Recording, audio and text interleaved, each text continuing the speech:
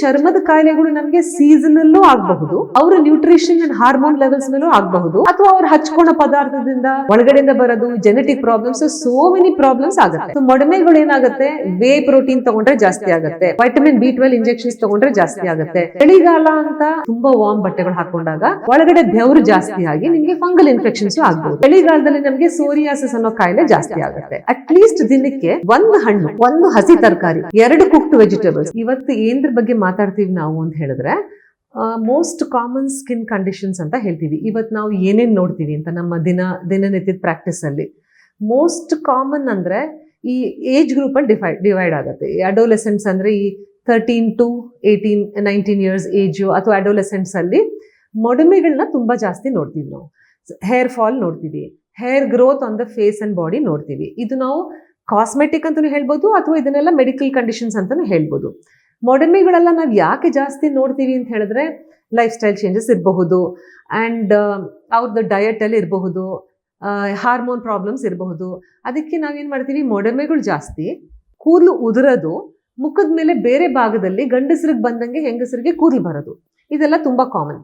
Plus ಬೇರೆ ಆದ skin conditions ಎಲ್ಲ ಸೀಸನ್ ಮೇಲೆ ಡಿಪೆಂಡ್ ಆಗುತ್ತೆ. ಇವಾಗ ಚಳಿಗಾಲ ಶುರು ಆಗ್ತಾ ಇರೋದ್ರಿಂದ ಮೈ ಒಣಗೋದು, ಮೈ ಒಣಗ್ತಾ ಇರೋದ್ರಿಂದ ನೆವೆ ಆಗೋದು, ನೆವೆ ಆಗಿ ಕೆರ್ಕೊಂಡು ಅದಕ್ಕೆ ಎಕ್ಸಿಮಾ ಅಂತ ಹೇಳ್ತೀವಿ, ಇಸ್ಬು ಅಂತ ಹಂಗಾಗೋದು, ಈ ಸೊಳ್ಳೆಗಳು ಕಚ್ಚಿ ಕಲೆಗಳಾಗೋದು, ಈ ಥರದ್ದೆಲ್ಲ ಪ್ರಾಬ್ಲಮ್ಸ್ ಚಳಿಗಾಲದಲ್ಲಿ ಶುರು ಆಗುತ್ತೆ. ಚಳಿಗಾಲ ಅಂತ ನೀವು ಜಾಸ್ತಿ ಬೆಚ್ಚಗಿರೋ ಬಟ್ಟೆಗಳು ಹಾಕೊಂಡು, ತುಂಬ ವಾರ್ಮ್ ಬಟ್ಟೆಗಳು ಹಾಕೊಂಡಾಗ ಒಳಗಡೆ ಬೆವರು ಜಾಸ್ತಿ ಆಗಿ ನಿಮಗೆ ಫಂಗಲ್ ಇನ್ಫೆಕ್ಷನ್ಸು ಆಗ್ಬೋದು. ಫಂಗಲ್ ಇನ್ಫೆಕ್ಷನ್ಸ್ ಆ್ಯಕ್ಚುಲಿ ಸಮ್ಮರಲ್ಲಿ ತುಂಬ ಜಾಸ್ತಿ. ಈ ತುಂಬ ಬೆವರು ಬರೋದ್ರಿಂದ, ಈ ಸ್ವೆಟ್ ವಾಶ್ ಸ್ನಾನ ಕರೆಕ್ಟಾಗಿ ಮಾಡದೇ ಇರೋದ್ರಿಂದ. ಬಟ್ ವಿಂಟರಲ್ಲಿ, ಚಳಿಗಾಲದಲ್ಲಿ ತುಂಬ ವಾರ್ಮ್ ಬಟ್ಟೆಗಳು ಹಾಕ್ಕೊಂಡು ನೀವು ಆ ಬೆವ್ರನ್ನ ಒರೆಸದೆ ಹೋದರೆ ಫಂಗಲ್ ಇನ್ಫೆಕ್ಷನ್ಸ್ ಬರೋಕ್ಕೆ ಸಾಧ್ಯ. ಮಳೆಗಾಲದಲ್ಲಿ ನಿಮಗೆ ಒದ್ದೆ ಆದಾಗ ಈ ಕಾಲು ಬೆರಳು ಸಂದಿಲೆಲ್ಲ ಒರೆಸ್ಕೊಂಡೇ ಹೋದರೆ, ಅಥವಾ ನೀವು ಒದ್ದೆ ಬಟ್ಟೆ ಹಾಕ್ಕೊಂಡಿದ್ರೆ ನಿಮ್ಗೆ ಅದು ಫಂಗಲ್ ಇನ್ಫೆಕ್ಷನ್ಸ್ ಆಗೋಕ್ಕೆ ಸಾಧ್ಯ. ಸೊ ಫಂಗಲ್ ಇನ್ಫೆಕ್ಷನ್ಸ್ ಎಲ್ಲ ಸೀಸನಲ್ಲೂ ಇರುತ್ತೆ, ಬಟ್ ನಿಮ್ಮ ಲೈಫ್ ಸ್ಟೈಲ್ ಮೇಲೆ ಡಿಪೆಂಡ್ ಆಗುತ್ತೆ ಯಾವಾಗ ಜಾಸ್ತಿ ಆಗುತ್ತೆ ಅನ್ನೋದು. ಅದನ್ನ ಬಿಟ್ಟು ಇವಾಗ ಚಳಿಗಾಲದಲ್ಲಿ ನಮಗೆ ಸೋರಿಯಾಸಿಸ್ ಅನ್ನೋ ಕಾಯಿಲೆ ಜಾಸ್ತಿ ಆಗುತ್ತೆ. ಅದು ಬಿಕಾಸ್ ಎಲ್ಲಾರ್ಗು ಜನರಲ್ ಆಗಿ ಚರ್ಮ ಒಣಗುತ್ತೆ. ಈ ಚಳಿಗಾಲದಲ್ಲಿ ಜಾಸ್ತಿ ಒಣಗೋದ್ರಿಂದ ಈ ಸೋರಿಯಾಸಿಸ್ ಅನ್ನೋ ಕಾಯಿಲೆ ಆಕ್ಚುಲ್ ಆಗಿ ಚರ್ಮದ ಮೇಲೆ ಇರೋದು ಒಂದೊಂದು ಭಾಗ ಹೋಗ್ತಾ ಇರುತ್ತೆ, ಲೇಯರ್ ಬೈ ಲೇಯರ್ ಪೀಲ್ ಆಗ್ತಾ ಇರುತ್ತೆ. ಅದು ವಿತ್ ದಿ ಚಳಿ ಡ್ರೈನೆಸ್ ಇಂದ ಅದು ಎಕ್ಸ್ಟ್ರಾ ಡ್ರೈ ಆಗಿ ಸ್ಕೇಲಿಂಗ್ ಆಗಿ ನೆವೆ ಎಲ್ಲ ಸ್ಟಾರ್ಟ್ ಆಗೋ ಚಾನ್ಸಸ್ ಇರುತ್ತೆ. ಪ್ಲಸ್ ನಾವು ಈ ಎಟೋಪಿಕ್ ಡರ್ಮಟೈಟಿಸ್ ಅಂತ ಹೇಳ್ತೀವಿ. ಈ ಅಸ್ತಮಾ ಕಾಯಿಲೆ ಇರೋರಿಗೆ, ಮನೆಯಲ್ಲಿ ತಂದೆ ತಾಯಿಗಾಗ್ಲಿ ಅಜ್ಜಿ ತಾತಗಾಗ್ಲಿ ಈ ಥರ ಅಸ್ತಮಾ ಕಾಯಿಲೆ ಇದ್ರೆ, ಈ ಜೆನೆಟಿಕ್ಲಿ ಮಕ್ಕಳಿಗೆ ಡ್ರೈ ಸ್ಕಿನ್ ಬಂದಿರುತ್ತೆ. ಡ್ರೈ ಸ್ಕಿನ್ ಮತ್ತೆ ಚಳಿಗಾಲದಲ್ಲಿ ಜಾಸ್ತಿ ಆಗಿ ಕೆರೆದು ಎಟೋಪಿಕ್ ಡರ್ಮಟೈಟಿಸ್ ಅಂತ ಹೇಳ್ತೀವಿ. ಎಕ್ಸಿಮಾಸ್ ಎಲ್ಲ ಆಗುತ್ತೆ. ಅದು ಬಾಡಿ ಫೋಲ್ಡ್ಸ್ ಅಲ್ಲಿ ಆಗಬಹುದು, ಈ ಕೈ ಮಡ್ಚ್ಕೊಳೋ ಜಾಗದಲ್ಲಿ, ಮೊಣಕಾಲ್ ಹಿಂದೆ, ಅಥವಾ ಬೇರೆ ಎಲ್ಲ ಕಡೆ ಜಾಗದಲ್ಲೂ ಡ್ರೈನೆಸ್ ಜಾಸ್ತಿ ಆಗಿದ ಕಡೆ ಎಟೋಪಿಕ್ ಡರ್ಮಟೈಟಿಸ್ ಅನ್ನೋದು ಆಗ್ಬೋದು. ಸೊ ಈ ಚರ್ಮದ ಕಾಯಿಲೆಗಳು ನಮಗೆ ಸೀಸನಲ್ಲೂ ಆಗಬಹುದು, ಅವರ ನ್ಯೂಟ್ರಿಷನ್ ಅಂಡ್ ಹಾರ್ಮೋನ್ ಲೆವೆಲ್ಸ್ ಮೇಲೂ ಆಗಬಹುದು, ಅಥವಾ ಅವ್ರು ಹಚ್ಕೊಂಡ ಪದಾರ್ಥದಿಂದ ಒಳಗಡೆಯಿಂದ ಬರೋದು genetic problems, so many problems ಆಗುತ್ತೆ. ಕಾಮನೆಸ್ಟ್ ಆಗಿ ನಾವು ನೋಡೋದು ಅಗೇನ್ ಏಜ್ ಗ್ರೂಪ್ ಮೇಲೆ ಡಿಪೆಂಡ್ ಆಗುತ್ತೆ. ತುಂಬ ವಯಸ್ಸಾಗಿರೋರಿಗೆ ಡ್ರೈ ಸ್ಕಿನ್ ಇಂದ ಪ್ರಾಬ್ಲಮ್ ಆಗ್ಬೋದು, ನಿಮಗೆ ಥೈರಾಯ್ಡ್ ಇದ್ರೆ ಡ್ರೈ ಸ್ಕಿನ್ ಇರಬಹುದು, ಅಸ್ತಮಾ ಇದ್ರೆ ಡ್ರೈ ಸ್ಕಿನ್ ಇರಬಹುದು, ಚಳಿಗಾಲದಲ್ಲಿ ಡ್ರೈ ಆಗಬಹುದು. ಈ ಮಕ್ಕಳಲ್ಲಿ ಮೊಡಮೆಗಳು, ಕೂದಲುದ್ರದು ಇದೆಲ್ಲ ಜಾಸ್ತಿ ಆಗೋದು. ಸೊ ಈ ತರ ಪ್ರಾಬ್ಲಮ್ಸ್ ನಾವು ಡೇ ಟು ಡೇ ನೋಡ್ತಾ ಹೋಗ್ತೀವಿ. ನೆಕ್ಸ್ಟ್, ಈ ಎಲ್ಲಾ ಚರ್ಮದ ಕಾಯಿಲೆಗೆ ನಾವು ಊಟ ಏನು ಅಂತ ಕೇಳ್ತೀವಿ. ಊಟ ಯಾವ್ದು ಅವಾಯ್ಡ್ ಮಾಡಬೇಕು, ಯಾವ್ದು ತಿನ್ಬೇಕು ಅಂತ ಕೇಳ್ತಾರೆ. ಹೆಲ್ತಿ ಫುಡ್ ಎಲ್ಲದನ್ನೂ ತಿನ್ಬೇಕು, ಜಂಕ್ ಫುಡ್ ಎಲ್ಲದನ್ನೂ ಅವಾಯ್ಡ್ ಮಾಡಬೇಕು. ಸೊ ಜನ ಕ್ವೆಶ್ಚನ್ ಕೇಳಿದಾಗ ಕೆಲವು ಸ್ಕಿನ್ ಪ್ರಾಬ್ಲಮ್ಸು ಈ ಪರ್ಟಿಕ್ಯುಲರ್ ಫುಡ್ ಇಂದ ವರ್ಸ್ಟ್ ಆಗೋ ಚಾನ್ಸಸ್ ಇರುತ್ತೆ. ಈಗ ನಾನು ಆಗ್ಲೇ ಏನು ಹೇಳಿದೆ, ಮೊಡಮೆಯಿಂದ ನನಗೆ ಜಾಸ್ತಿ ನೋಡೋದು ಅಂತ ಹೇಳಿದ್ದೆ ಮೊಡಮೆಗಳು. ಸೊ ಮೊಡಮೆಗಳು ಏನಾಗುತ್ತೆ, ವೇ ಪ್ರೋಟೀನ್ ತಗೊಂಡ್ರೆ ಜಾಸ್ತಿ ಆಗುತ್ತೆ, ವೈಟಮಿನ್ B12 ಇಂಜೆಕ್ಷನ್ಸ್ ತಗೊಂಡ್ರೆ ಜಾಸ್ತಿ ಆಗುತ್ತೆ.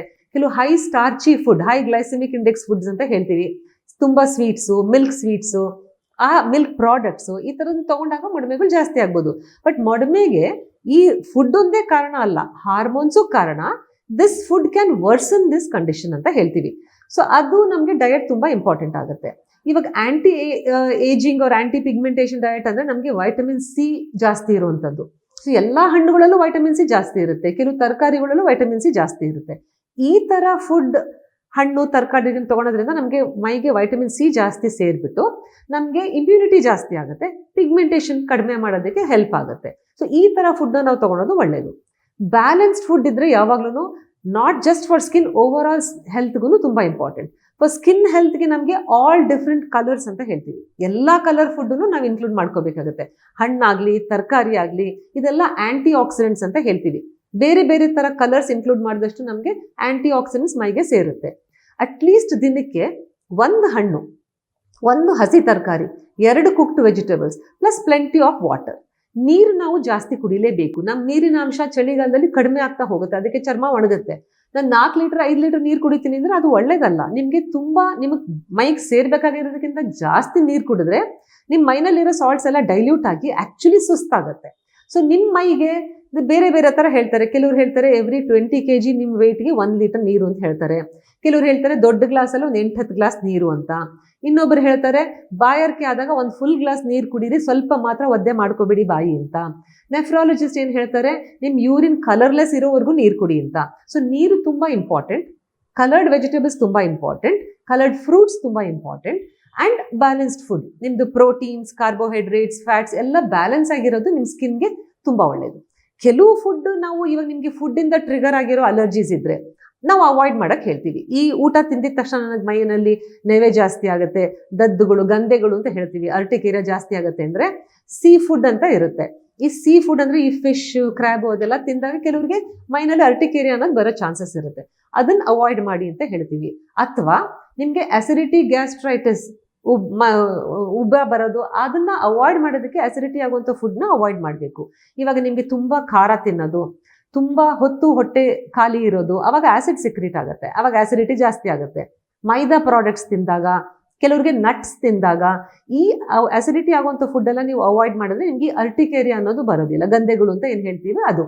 ಸೊ ಇದಕ್ಕೆ ನಮಗೆ diet plays a very important role in your skin health also.